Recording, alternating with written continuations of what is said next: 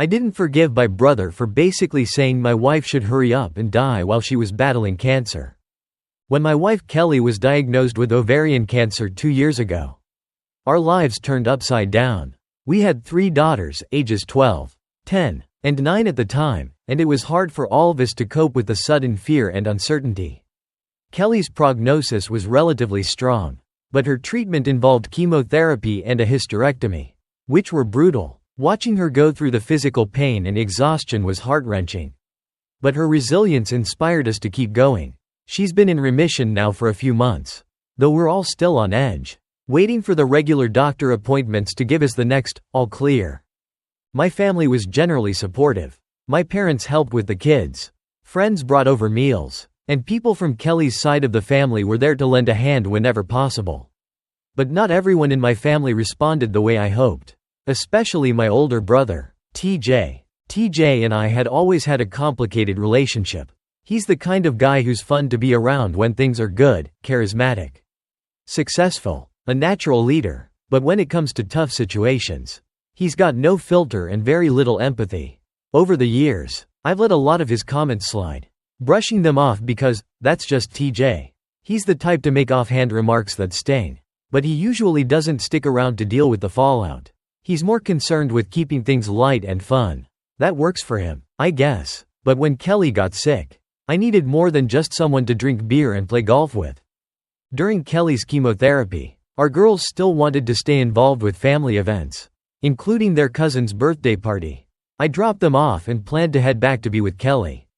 But TJ convinced me to stay for a drink. He was already a few beers in, and while I knew better than to expect much sensitivity from him, I didn't anticipate what he was about to say. We stepped outside, and TJ asked how Kelly was doing. I told him the truth, she was struggling, and the chemo was really taking a toll on her. That's when he hit me with it. Look, I'm not trying to sound harsh, but the best thing for everyone would be for her to die quickly. You know, instead of dragging it out. He continued, you and the girls won't be able to move on with your lives until she's gone. I just stood there, frozen. It was like he didn't even register that Kelly might survive this. It felt like he was more concerned with how inconvenient it was for me to be caring for my wife than with the fact that she was fighting for her life. At that moment, I didn't have the energy to argue with him. I went home to Kelly, trying to block out the hurtful words and focus on taking care of my family. I never told Kelly about that conversation. She had enough to worry about without adding TJ's insensitivity to the list. But after that, I started pulling away from my brother.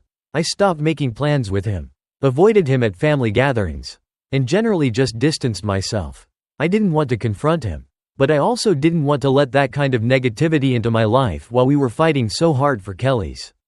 What hurt even more was that while the rest of my family was stepping up to help, TJ was just living his life as if nothing had changed. He didn't offer to help with the kids or visit Kelly in the hospital. He asked about her at family functions, but it always felt like a formality. He even invited me on a trip to Vegas with some of his friends while Kelly was in the thick of her treatment.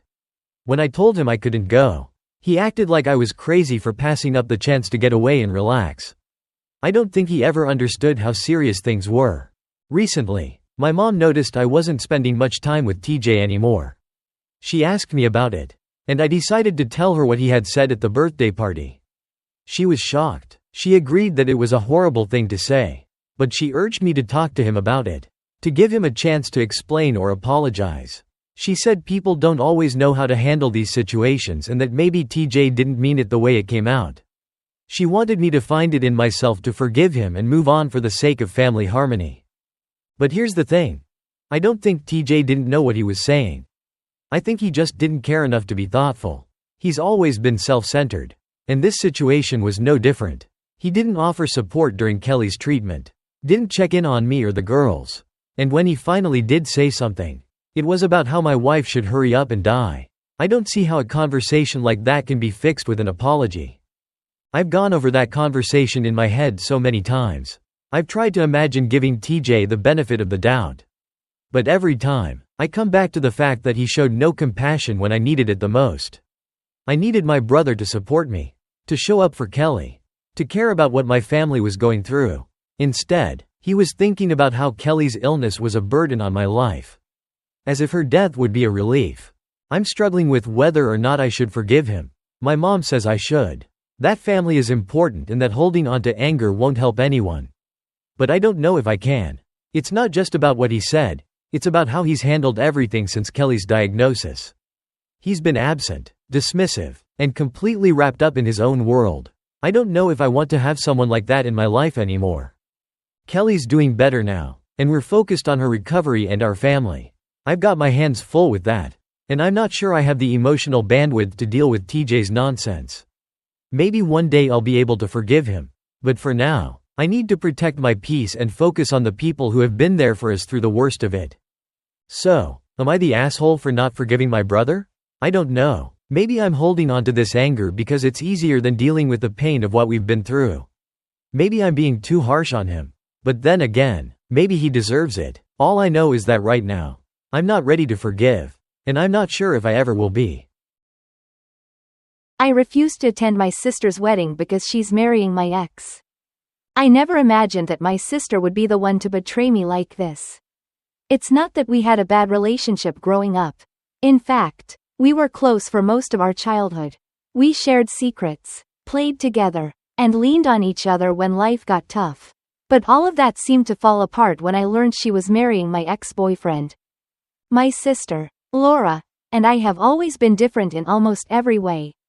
She's the younger, outgoing one who draws people in with her bubbly personality, while I've always been more reserved. It's not that I was jealous of her growing up, she just had a way with people that I never quite mastered. Still, we always had each other's backs. Or so I thought. About 5 years ago, I was in a relationship with a guy named Mark. He and I met in college. And we clicked almost instantly. We spent 3 years together. And while it wasn't a perfect relationship, I thought we were building something that could last. We talked about marriage, moving in together, and starting a family. At least, I thought we were on the same page. But things started to crumble. He became distant, uninterested in the future we had discussed. And eventually, we broke up. It wasn't a screaming match or a dramatic blowout. But it hurt. It hurt deeply. For the next year after the breakup, I worked on moving on. I threw myself into my job, tried dating again, and focused on myself. I wasn't bitter or angry. But the idea of seeing Mark again wasn't something I ever wanted. He had been an important part of my life. And letting him go was one of the hardest things I'd ever done. So when my sister introduced me to her new boyfriend a year after my breakup, I was blindsided. Standing there, smiling beside my sister, was Mark. I didn't know what to say. Laura didn't seem to realize how weird it was. She introduced him like he was just some guy she met. Not the person I had spent 3 years with. My mind raced, trying to understand how this had happened. How had my sister, of all people, ended up with my ex? Later that night, I confronted her. I didn't want to come off as possessive or irrational. But I needed answers. Laura acted like it was no big deal. She said she had run into him at a mutual friend's party. And they hit it off. She told me that since we had broken up a while ago, she didn't see the issue. I tried to stay calm. But inside, it felt like a punch to the gut. I told her it was uncomfortable for me. That seeing them together felt like a betrayal. But she brushed it off, saying, "You're over him, right? It's been a year." It was true. I wasn't in love with Mark anymore. But that didn't make it easier. Seeing him with my sister stirred up all those old emotions I thought I had buried. I tried to be supportive. Though, I smiled through dinners with the two of them, listened to her talk about their relationship, and even attended family gatherings where he was present. But every time I saw them together, a part of me ached. Fast forward to now, and Laura is getting married. When she told me about the engagement, I froze. I had been preparing myself for this moment ever since they started dating. But I still wasn't ready. My sister, my flesh and blood, was going to marry the man I had once planned my future with. It felt surreal. I congratulated her, of course. But as soon as I was alone, the reality hit me like a wave. I spent days thinking about how I was going to handle the situation. Attending their wedding felt impossible. How could I sit there and watch my sister marry the man I had loved? I knew it wasn't rational to feel this way. I was over Mark. I truly was, but seeing them get married seemed like too much to ask. I couldn't shake the feeling that Laura had crossed a line. That some unspoken rule of sisterhood had been broken. So, I made the decision. I told Laura that I wouldn't be attending the wedding. I explained that while I wanted her to be happy, I just couldn't be there. She didn't take it well. In fact, she was furious. She called me selfish, saying I was ruining her big day for no reason. I tried to explain that it wasn't about her happiness, that I genuinely couldn't handle the emotional weight of watching them get married. But she didn't want to hear it. The argument spiraled from there. Laura accused me of still being in love with Mark, which wasn't true, but it stung to hear her say it. She told me that if I couldn't be happy for her, then maybe I wasn't as good of a sister as she thought. It was a low blow, and it left me feeling even more conflicted. Then, my parents got involved. They've always been supportive of both of us. But when they heard I wasn't planning to attend the wedding, they were upset. My mom called me, asking me to reconsider, telling me that family is more important than past relationships. My dad wasn't as vocal, but I could tell he was disappointed too. They kept saying that I should be there for my sister, that this was her day and I needed to put aside my feelings for the sake of the family. But what about my feelings? Why did I have to be the one to sacrifice my emotional well-being for the sake of someone else's happiness? It felt like no one was considering how difficult this was for me. Yes, it had been 5 years since Mark and I broke up, but that didn't erase the history we shared. It didn't change the fact that watching him marry my sister felt like a betrayal. No matter how much time had passed, I started to feel guilty. Was I being selfish? Was I making this all about me when it should be about Laura? My mind was spinning with doubt. But deep down, I knew I wasn't ready to face them on their wedding day. I didn't want to ruin it by being there with a fake smile plastered on my face, barely holding it together. The situation has caused a massive rift in my family. Laura hasn't spoken to me since our argument. My parents keep calling, trying to play mediator, but it only makes things worse. I know they want me to come to the wedding, but I just can't do it. Every time I think about it, I feel a knot in my stomach. I've talked to a few close friends about the situation, and while some of them understand where I'm coming from, others have said that I should just suck it up and go. It's just one day, they say. You can get through it. But it's not just one day. It's the culmination of all these feelings I've been wrestling with since Laura and Mark started dating. It's the final confirmation that my sister has chosen to build a life with someone I once loved.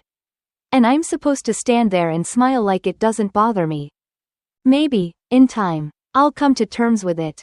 Maybe I'll find a way to let go of the hurt and be there for Laura like a good sister should. But right now, I'm not there, and I don't know when, or if, I'll ever be ready to fully accept their relationship. So here I am, torn between what my family wants and what I feel is right for me. Am I the asshole for refusing to attend my sister's wedding? Maybe. But I have to protect my own heart, even if it means upsetting the people I love. And maybe one day they'll understand that.